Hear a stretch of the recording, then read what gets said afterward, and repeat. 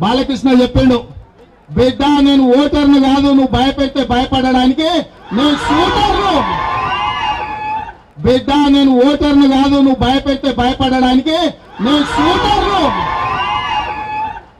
షూటర్ను కాల్చి పడేస్తాను.